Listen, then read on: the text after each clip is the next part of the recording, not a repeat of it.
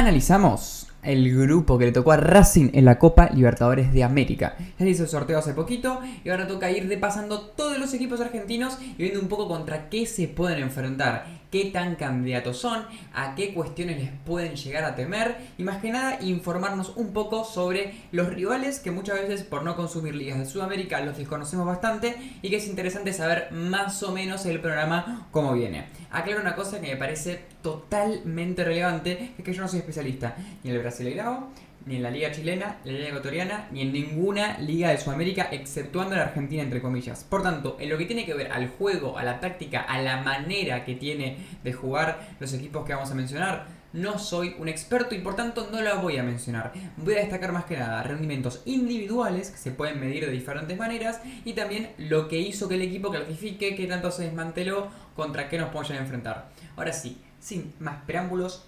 empecemos.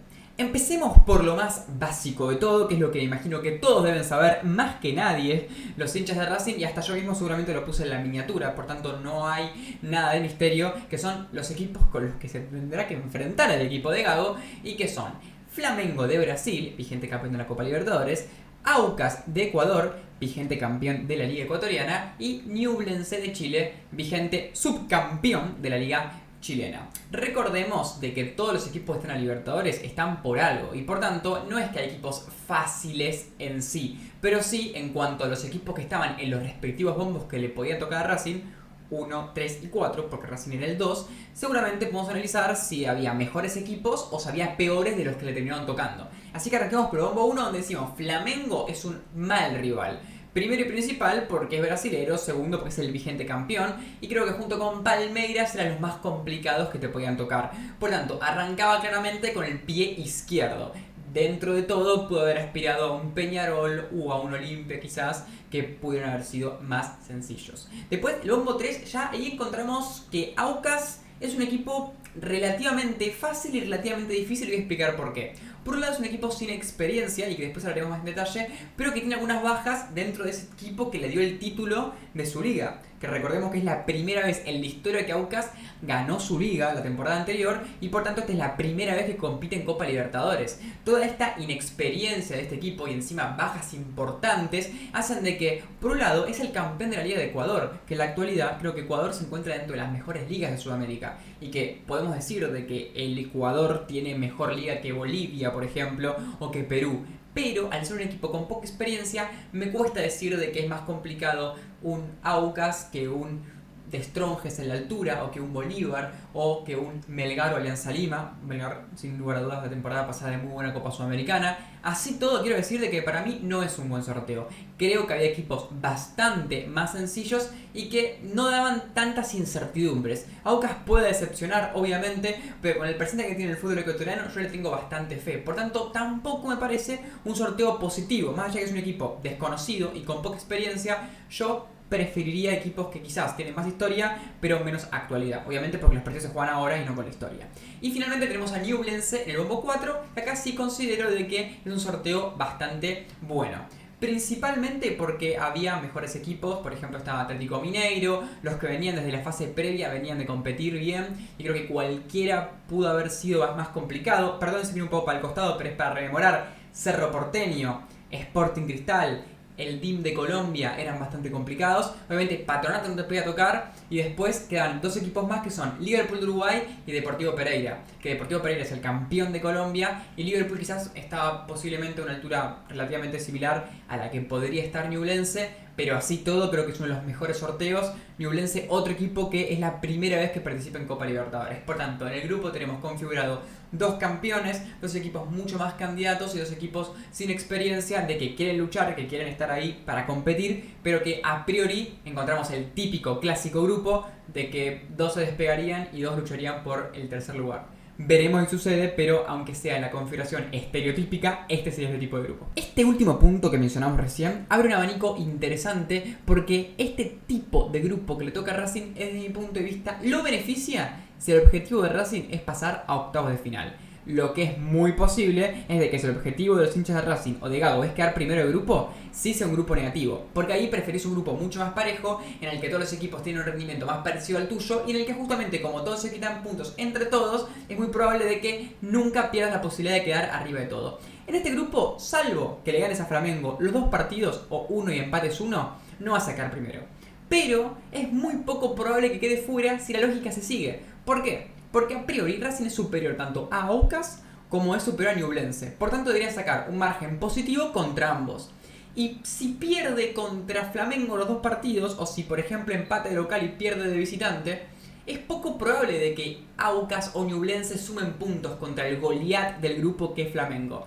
Esto indica de que si Racing hace la tarea, sigue la lógica de los resultados, que en el fútbol es complicado que pase esto, pero que se puede llegar a dar, la clasificación está en sus manos. En otro tipo de grupos es mucho más impredecible. En otro tipo de grupos, si bien el primer lugar es muy complicado, un segundo lugar no digo que está asegurado porque no lo está, pero considero de que es bastante probable. Llegados a este punto del video, vamos con la parte que a mí más me gustaría y me interesaría ver si yo fuera un espectador de este video como son ustedes ahora mismo, que es el hecho de ver qué equipos tenemos, pero en profundidad. Digamos, qué jugadores tienen, qué armas son las más importantes, quiénes se fueron que eran importantes antes, quiénes llegaron que pueden ser relevantes, cómo les fue la temporada pasada, qué presente tienen, cuánto es su valor de mercado. Bueno, todo eso. Pensemos que Racing tiene un valor de mercado de 45 millones aproximadamente según datos de Transfer Market. Así que en base a ese dato vamos a hacer la comparativa con el resto de los equipos. Y si bien es un dato que hay que tomarlo con pinzas porque es muy subjetiva la manera de realizar la medición de cuánto vale cada jugador, como todas las mediciones las realiza la misma empresa, el mismo sistema, digamos que es un parámetro relativamente objetivo. Flamengo tiene un valor de 161 millones, lo que es realmente muchísimo más del triple de lo que tiene Racing. Para hacernos una idea, el principal fichaje de la temporada fue Gerson, que vuelve de Marsella por 25 millones, y eso ya prácticamente es más de la mitad del valor de toda la plantilla que tiene Racing. Así que en cuanto a renombre, eso que Racing es el segundo en cuanto a valor de mercado, Flamengo tiene mucho por encima del resto. Hablemos un poco de sus jugadores. En el arco tenemos a Santos, que la temporada pasada fue el titular de las Libertadores, por lo tanto es un muy buen arquero, además de tener grandes datos en cuanto al porcentaje de tapadas, pasando y rozando, depende de la competencia, el 80%. Después tenemos jugadores como Felipe Luis, David Luis o Cayo en la defensa, experimentados, con gran técnica y además con un rodaje tremendo en el equipo. Arturo Vidal en el mediocampo, que no es un titular, pero es un jugador con gran carrera y además muy completo en los diferentes aspectos del juego, más allá de que no deje de ser un veterano. El mejor del equipo para mí, de Arrascaeta, crack total, de los mejores de Sudamérica y para mí en su posición el mejor de Sudamérica, además de haber tenido un mundial bastante bueno, pese a lo poco que jugó Uruguay, destacó cuando tuvo que destacar, tiene de todo, una gran pegada, capacidad creativa, muy buena visión de juego. De Arrascaeta creo que es el principal jugador a temer, pero además lo acompañan otras bestias como puede ser Bruno Enrique, que es suplente pero tiene una gran capacidad para desequilibrar, si lo pones uno contra uno es de los más imparables que tiene. Gabigol, un gran goleador, figura en otras Copas Libertadores, con paso por Europa, volvió y desde que volvió es de lo mejor que hay en toda la Conmebol. Everton Ribeiro, otro jugador muy creativo con gran talento para gambetear, crear o marcar goles. Pedro, mundialista, un jugador talentosísimo y desde mi punto de vista la carta más desequilibrante del equipo.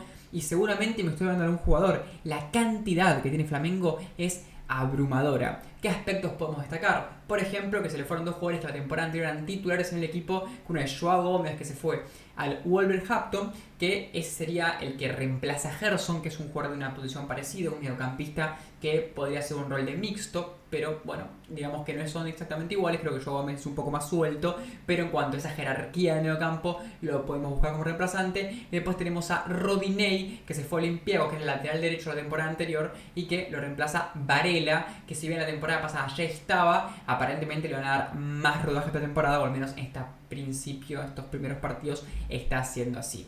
¿Qué pasa con Flamengo? ¿Cuáles son las incertidumbres o esas cosas de las que se puede dar Racing?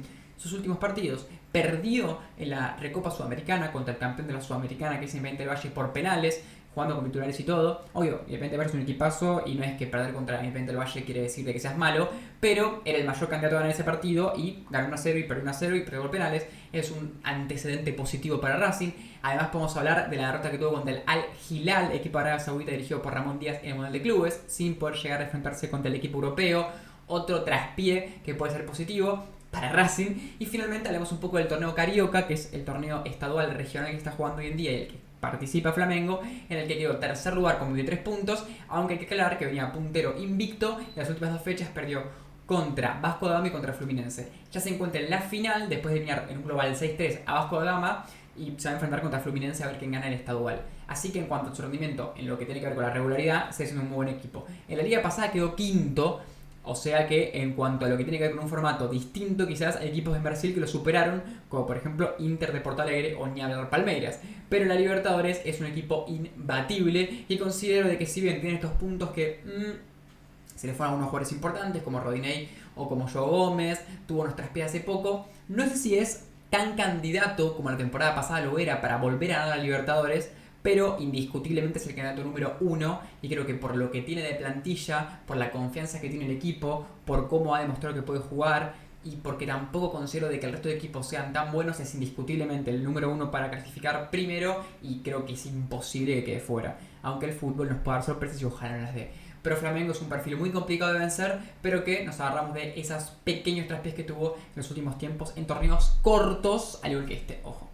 Bueno, a ver, por favor, mucha concentración porque llegamos al punto más importante del video. El rival más interesante, el rival más peligroso y que posiblemente los 2 partidos contra este equipo sean los más importantes. Porque Flamengo, podemos decir entre comillas, que está muy arriba. Ojo, si le ganás es un lujo, es casi asegurarse la clasificación, pero es poco probable. Y Ñublense, que después hablaremos de él, me parece que está por debajo bastante y que no es un rival tan peligroso. Pero Aucas es el número 1, el candidato claro a quitarte ese segundo lugar. Por tanto hay que tener mucho cuidado en esos partidos. Es un equipo que tiene sus armas individuales y que ha demostrado mucha solidez. No sería la primera vez que un equipo ecuatoriano da una sorpresa en los últimos tiempos. Y recordemos que Ecuador, a mi parecer, en los últimos tiempos, para no amplificar tanto el margen, es sin lugar a dudas la tercer mejor liga de Sudamérica. Esto quiere decir que, por ejemplo, en un formato como el de la Champions, Aucas, campeón de la liga ecuatoriana, está en el bombo 1.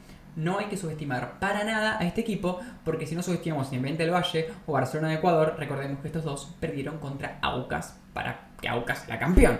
Así que mucho cuidado. Empecemos un poco con el formato de la liga ecuatoriana. Tiene como un clausura, una apertura y después entre el primer lugar de cada torneo se juega una final y ahí se define el campeón. Barcelona ganó el primer torneo, Aucas ganó el segundo y en una final muy pareja, en un global 1-0 en ida y vuelta, Aucas le llevó su primer título de la historia. Un equipo que claramente se encuentra en su mejor momento y que, ya lo dijimos, pero es debutante en esta copa. Cosa que le juega en contra y que es un factor importante porque muchas veces es la primera vez, hay un poco acostumbramiento a estas situaciones de tanta tensión, estos escenarios tan grandes, que verdad, puede ser algo positivo, que la presión te juega a favor y que al no tener nada que perder termines dando todo, o puede pasarlo al revés. Esto es algo que hace un equipo más volátil, con menos certezas y con un potencial muy alto por un lado, pero al mismo tiempo que no te asegura nada. Haremos un poco de cómo llegó a ser bicampeón. En la segunda etapa, en la que salió en primer lugar, sacó 33 puntos en 15 partidos, recibió solamente 9 goles y salió invicto. Y además fue el primero en la tabla general, o sea que de todas maneras si hubiera sido un torneo común y corriente hubiera salido campeón porque fue el que más puntos sumó y fue el que menos goles recibió con solamente 26 en 30, o sea recibe menos de un gol por partido. O sea que su defensa es un factor importantísimo, ya que reiteramos, en el clausura recibió solamente 9 goles, o sea realmente muy poco más, ya que fue en 15 partidos, el promedio es aún más bajo. Por lo tanto la solidez y la regularidad la puede mostrar. ¿Qué pasa? Si a este equipo se le fueron todos sus jugadores, todo lo que acabo de decir se tiraría a la basura. Pero no es el caso. Si entran unas bajas importantes que ahora mencionaremos, creo de que mantuvo bastante la base y además hizo fichajes que ahora vamos a mencionar que probablemente muchos te suenen en la cara, te suenen conocidos porque son jugadores que han tenido pasos interesantes por ligas más importantes que la ecuatoriana e inclusive algunos por ligas como la Premier o como la Liga Española. Empezando por la defensa misma tenemos a Galíndez, arquero que es argentino nacionalizado ecuatoriano, que ni más ni menos atajó en el Mundial de Qatar 2022, es el arquero titular de la selección. Por tanto, mucho cuidado porque ya arrancamos con un arquero con bastante jerarquía y que además está en un presente en el que es importante. Después tenemos una baja importante también en la defensa que es AD, que es un central haitiano que fue el MVP de la Liga 2022. Y sí, MVP, o sea, fue el mejor de la liga siendo central y que bueno, se fue a Liga de Quito y es una baja importante, más cuando hablamos antes de que era un equipo que se caracterizaba por recibir pocos goles. Si se fue tu mejor central, es algo que puede ser relevante. Para hablar un poquito, en este arranque de temporada recibió goles en la mayoría de sus partidos, en los 3 recibió goles en los de la liga, así todo sumó 4 de 9 puntos. Y no está tan mal teniendo en cuenta que el primer partido perdió de visitante, después sacó un punto en Quito contra Liga y después goleó a la Católica, que es un equipo ecuatoriano que no es tan conocido, pero la temporada pasada fue de los mejores en la tabla general, por tanto tampoco hay que subestimarlo. Así que en su arranque mostró debilidad en cuanto a los números, aunque sea en promedio, en el aspecto defensivo que antes era bastante fuerte. Siguiendo repasando, tenemos a Luis Kanga en la defensa, otro jugador importante y con bastantes minutos la temporada pasada, este sí se queda. Carlos Cuero y Pedro Perlaza, lateral izquierdo y derecho respectivamente, titulares la temporada pasada, ambos se quedan y Carlos Cuero, hay que decir que fue nominado y ganó el premio mejor lateral de la Liga Ecuatoriana 2022, una especie de best que hacen allá, y lo ganó, así que otro jugador que entró digamos que en lo mejor de la liga y que lo lograron mantener. Pasando al mediocampo tenemos a Edison Caicedo, que puede jugar tanto de central como de pivote, bastante importante y con muchos minutos la temporada pasada, también lo retuvieron. Quiñones, mediocampista bastante versátil, con diferentes funciones en la cancha, nominado y que logró quedarse en el 11 de la temporada pasada, también lo retuvieron. Después tenemos uno de los jugadores con el nombre más difícil de pronunciar, así que perdónenme si lo voy a leer, que es argentino, que se llama Francisco Friedrichsejski, que desgraciadamente fue el goleador de la temporada pasada y se fue al Barcelona, una baja sensible, que ahora veremos que la lograron reemplazar, al menos en nombres y en perfiles, pero bueno, hay que ver cómo se adapta el próximo que venga. Pero bueno, segunda baja importante, el mejor central que tenías y probablemente tu mejor jugador.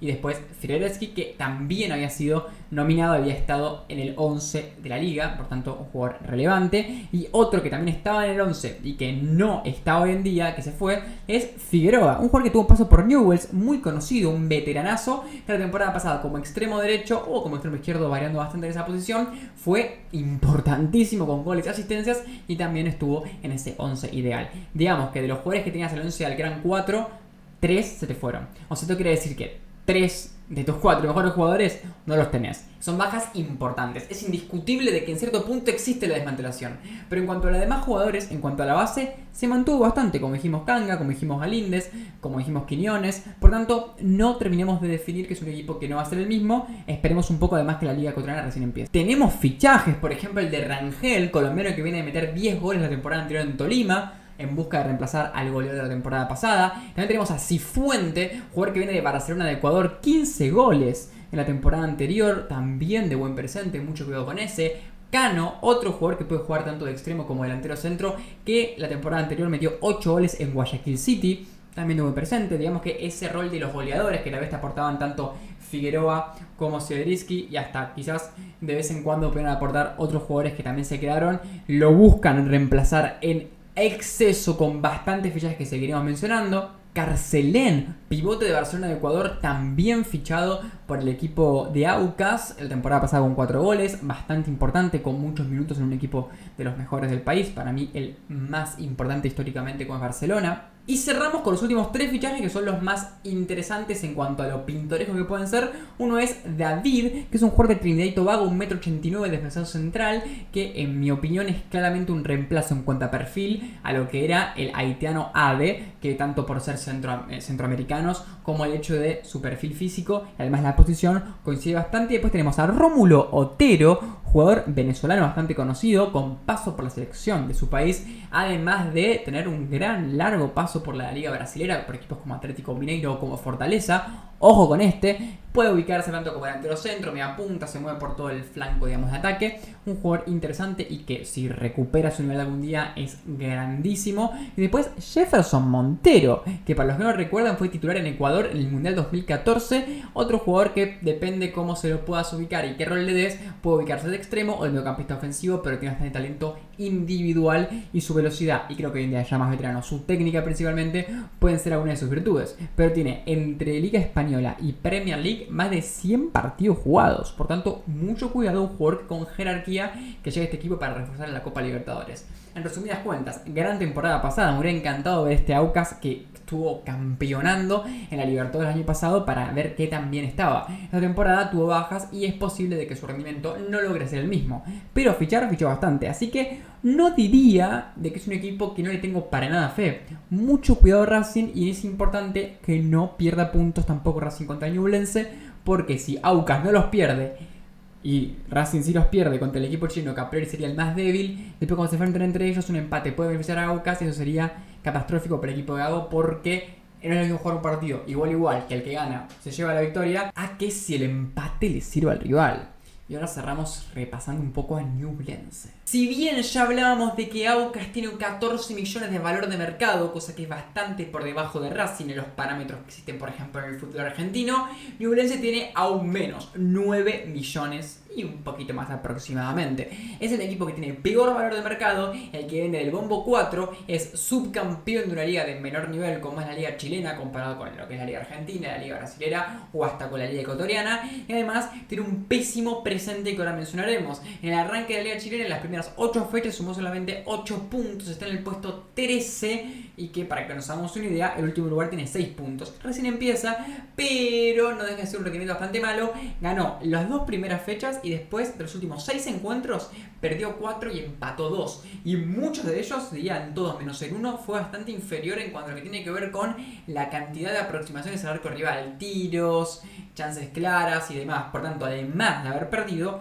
fue superado por sus rivales. Encima se suma a de que si bien tuvo una campaña histórica la temporada anterior siendo subcampeón, fue a 11 puntos de Colo Colo, que fue el campeón, y a pocos puntos de los que están por debajo, por ejemplo a 3 de Curicó Unido. Encima una temporada en la de que ni la U de Chile ni tampoco la Católica estuvieron en buena forma, porque ninguno estuvo ni estará en las competencias internacionales. Esto quiere decir de que fue una campaña muy particular en la de que justamente se dio que Ñublense queda bastante arriba. No le quitó mérito, haremos un poco de sus puntos fuertes y algunos jugadores interesantes, pero si bien es una buena campaña, encima de todo lo que mencionamos, se suma el hecho de que tuvo bastantes bajas importantes y quizás las altas, aunque sea en lo que yo puedo conocer, no ilusionarían tanto como podían ser las que tuvo Aucas, que también tuvo bajas, pero que realmente fichó jugadores, a mi parecer, con una expectativa interesante. En el caso de Ñublense no es tan así, y encima que viene mal el arranque de liga, da la impresión de que va a ser bastante complicado que compita, más allá que cuidado que quizás el grupo se torna, como dijimos, estereotípicamente en 2 muy arriba y 2 muy abajo. Si le juega bien los partidos a Aucas, quizás aspire a un tercer lugar para ir a la Sudamericana. Por una clasificación a octavos de final me sorprendería muchísimo, pero no dejemos que las cosas se digan antes, porque nunca sabemos lo que el fútbol nos puede ofrecer. En cuanto a sus jugadores, recordemos, como también pasa con Aucas y con Flamengo, no soy especialista, pero voy a tratar de describirlos un poco a cada uno, los que se fueron, los que se quedaron, los que llegaron, para hacernos una idea del perfil y del rendimiento que nos pueden ofrecer. Y si ven que viene un poco para el costado es porque los tengo anotados y la verdad que me los sé de memoria. Recordemos que el sorteo fue muy reciente y hace un día estoy investigando, todavía no estamos bien incorporados. Espero cuando toque analizar los partidos poder tenerlos y también aportarles una descripción que sea significativa para entenderlos, ¿ok? Arrancamos con el arquero Nicolás Pérez, uruguayo, la temporada pasada de buen rendimiento, se queda. No me parece tan buen rendimiento como por ejemplo hablamos hablado de Santos o como el de Galíndez, pero así todo fue el arquero del segundo de la liga, así que no está para nada mal que se quede y lo logren mantener. Si pasamos a la defensa, tenemos a Campuzano como lateral izquierdo, un jugador que es el capitán del equipo y que tiene bastante buena proyección, aunque no se caracteriza por tener, por ejemplo, muchos pases claves o muchos centros tirados. Si bien se proyecta, o sea que aparece en campo rival, no tanto como otro tipo de laterales, pero sí aporta mucha solidez en defensa, cosa que otros laterales no te aporta tanto, y es el capitán del equipo, también lo mantenés, así que claramente punto positivo. Tenemos a un defensor central que se te va, que es Vargas, un jugador que es interesante entender lo que pasó porque bastante disciplinado, con problemas en diferentes aspectos extrafutbolísticos y que finalmente no renovó contrato y que aún se encuentra sin equipo.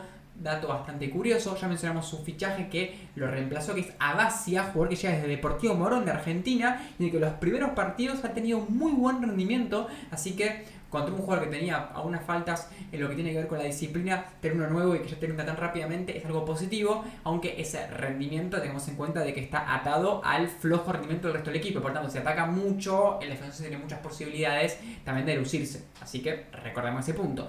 Seguimos un poco más abajo. Lateral derecho, Bernardo Cerezo, un jugador que también se caracteriza por tener una proyección bastante adelantada, o sea, subir hasta el fondo, pero en este caso menos, en mi opinión, de lo que es Campuzano. Desde mi punto de vista, claramente el bueno sería el que hablamos primero, y el segundo mejor lateral sería Cerezo, e inclusive después lo haremos, pero hubo un fichaje que es Rebolledo desde la Católica, que la temporada pasada fue suplente, pero que ha sido titular en temporadas anteriores, por ejemplo cuando la Católica salía campeona de liga, que llegó y ya tuvo de los 8 partidos 5 o 6 de titular. Por tanto, puede ser que en vez de ver a Cerezo, que fue toda la temporada pasada titular, a Rebolledo, que es un jugador de 25 años interesante, que en este caso en cuanto a lo que tiene que ver con lo ofensivo, me gusta un poco más. Cerrando los conceptos más defensivos, tenemos a Caroca, que es nuevamente, como hablamos de Caicedo en Aucas, como un mediocampista en lo que tiene que ver lo defensivo o central, lo mismo. Caroca es un jugador que ha sido central y también ha sido pivote.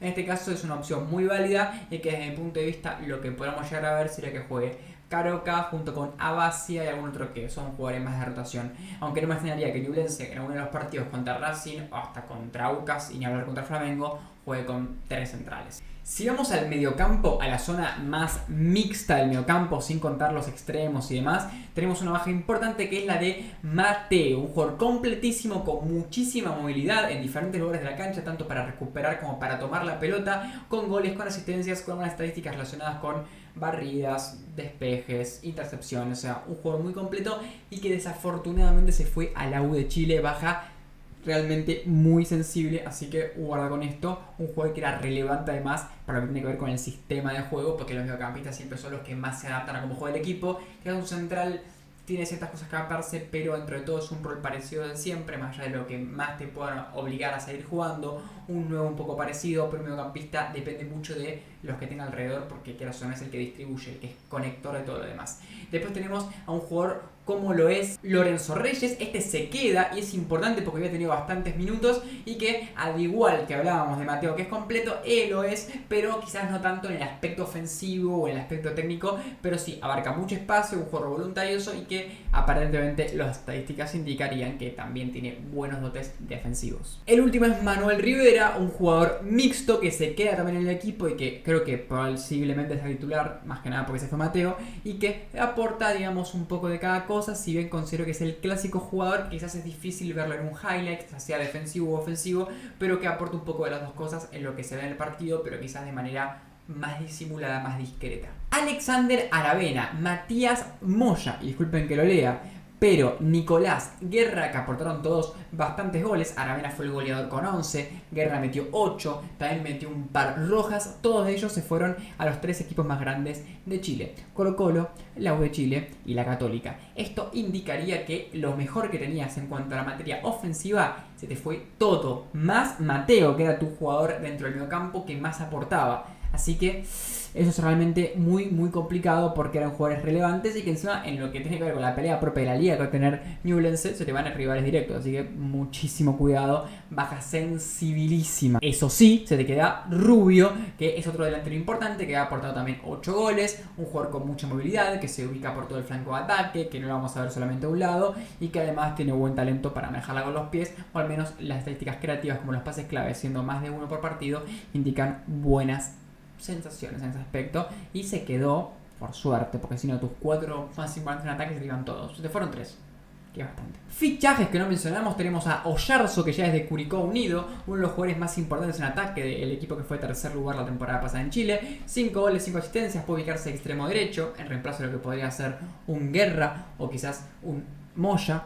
Jugadores, digamos, no tan agresivos en cuanto a su posicionamiento, pero que desde atrás, desde ahí, con la pelota en los pies, pueden llegar a generar una cosa. También tenemos el caso de Enrique, que ya es de Audax Italiano y que ya empezó a ser titular bastante temprano con buenos rendimientos, así que guarda con Enrique, quizás lo veamos al lado de, por ejemplo, Rivera, o quizás también de uno de los más importantes en el mediocampo, como es Reyes. Y finalizamos con una perlita que me parece muy interesante, que es la de Alex Valdés, que llega desde el Moring de la segunda división de Chile y que no había tenido tantos minutos, pero bueno, es un chico de 20 años y desde que llegó metió 2 goles y una asistencia. Un extremo izquierdo en este caso, también puede jugar de extremo derecho, con la mayoría de extremos que son versátiles en ese aspecto, y que la verdad que es un arma interesante. Pero no ha tenido grandes fichajes. La mayoría de equipos que son menores a los que claramente es Ñublense, que es un equipo bastante chico en Chile, y ninguno de tanta jerarquía. Si bien, por ejemplo, Enríquez, Valdés o el mismo Abacia desde Morón han llegado y han rendido bastante bien, creo que no van a poder equiparar lo que eran antes. Y en la liga, en 8 fechas, que tampoco es tampoco, valga el calambur, considero que bastante han bajado el rendimiento. Digamos, de ser segundo lugar a ser puesto 13 y de rendir tan mal en muchos partidos, es una diferencia bastante grande. El grupo, para hacer un resumen final, considero que Racing debería pasar sin demasiados problemas. Aucas es un equipo peligroso, pero en cuanto a nombres, Racing tiene muchos mejores jugadores y considero de que en el fútbol argentino inclusive se encuentra en un momento en el que está estableciéndose cada vez con mayor regularidad. Además de tener un gran rendimiento, por ejemplo, un jugador como es Rojas, considero que no deberían existir problemas. Así todo, Aucas es un equipo peligroso. Ñublense es un equipo que sería sorpresivo que saque muchos puntos. Y Flamengo es un Goliat bastante imbatible, pero que Racing mismo ya ha demostrado que lo puede batir y lo hizo en una eliminación directa hace no mucho tiempo. Por tanto, un grupo, desde mi punto de vista, favorable para Racing. No se lo complicaron tanto. Puede ser de que al final termine complicándose más de lo necesario. Debuta con Ñublense de visitante, partido clave no perder puntos. Y para Ñublense también clave porque no es contra Flamengo y podría ser importante para no quedar último o hasta poder pelearle un puesto a Racing. Así que atentos a ese debut, que si no me equivoco, miércoles a las 9 estará un partido clave para Racing en este debut de grupo, en el que probablemente hablaremos de ese partido y diremos qué tan bueno, qué tan real era todo lo que dijimos. Hasta la próxima y bueno, hagan todas esas cosas que piden los youtubers, por favor, si les gustó esto, suscríbanse, todo eso.